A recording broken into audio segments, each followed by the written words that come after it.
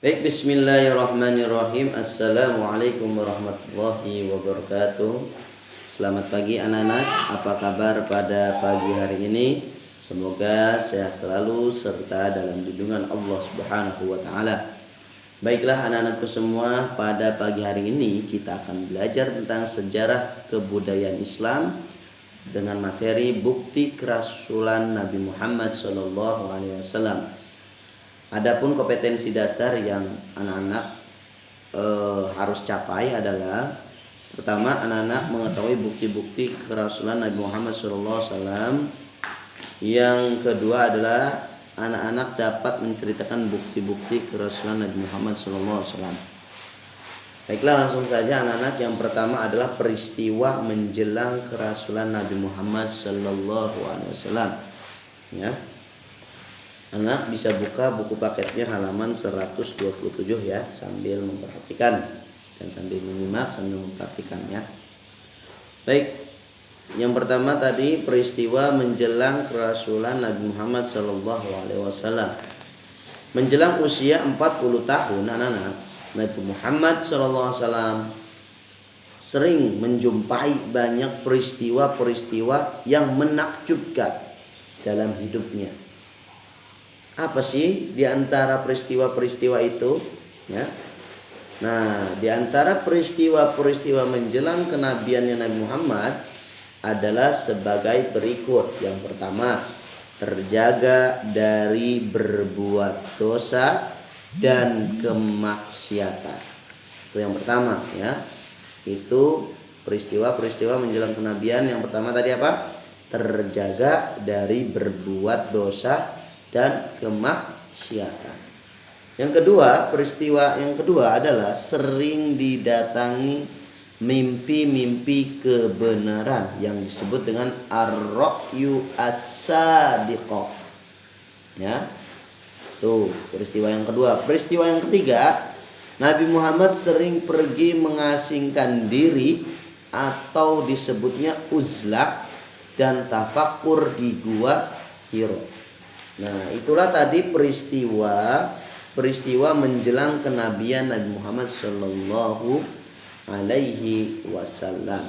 Oke, yang pertama Pak Sultan akan menjelaskan peristiwa yang pertama adalah terjaga dari berbuat dosa dan kemaksiatan atau maksum. Anak-anak, yang perlu diketahui adalah Nabi Muhammad Sallallahu Alaihi Wasallam adalah manusia yang maksum ya anak-anak. Maksum itu apa sih? Berarti orang suci dan terpelihara dari segala dosa ya. Oke. Tuh namanya maksum. Selama hidupnya beliau tidak pernah meminum arak, berjudi dan melakukan kemaksiatan kepada Allah. Nabi Muhammad tidak pernah anak. Sejak beliau masih kanak-kanak sampai dengan masa remaja hingga akhir hayatnya beliau selalu menghindari perbuatan dosa. Masya Allah ya. Nabi Muhammad SAW sejak kanak-kanak sampai remaja telah memiliki tanda-tanda kenabian, dalam kurung irhas ya. Tanda-tanda kenabian itu irhas. Semua sikap, perkataan dan tingkah lakunya sangat terpuji sehingga dikagumi banyak orang. Ya.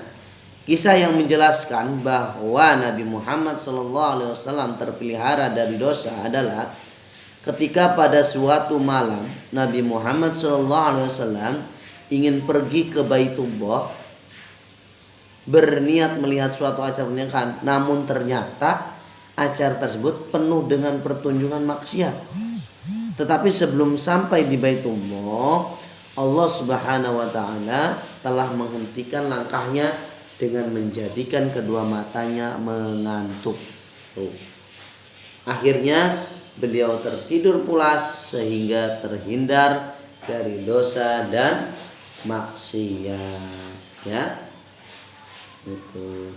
Yang kedua, sering didatangi mimpi-mimpi kebenaran. Nabi Muhammad sering didatangi mimpi-mimpi kebenaran ar-ra'yu as-sadiqah. Ya, maksudnya apa? Sebelum Nabi Muhammad SAW menerima wahyu, pada waktu beliau tidur di malam hari sering menerima mimpi yang benar. Dan dalam mimpinya itu beliau ditunjukkan peristiwa yang telah terjadi sebelumnya dan peristiwa yang akan terjadi pada masa depan. Ya. Mimpi-mimpi itu seakan-akan terjadi dalam kehidupan nyata. Yang ketiga adalah sering pergi mengasingkan diri dan tafakur di Gua Hiro. Ya, maksudnya apa Nana? Sebelum kenabian dan kerasulannya Nabi Muhammad sering pergi mengasingkan diri untuk merenung dengan sungguh-sungguh dan tafakur. Tafakur tuh merenung, memikirkan, berpikir jalan keluar agar kaumnya selamat di dunia dan akhirat dan tidak lagi menyembah berhala. Oke, mungkin hanya itu yang bisa Bapak sampaikan anak. Semoga bermanfaat. Bapak akhiri wassalamualaikum warahmatullahi wabarakatuh.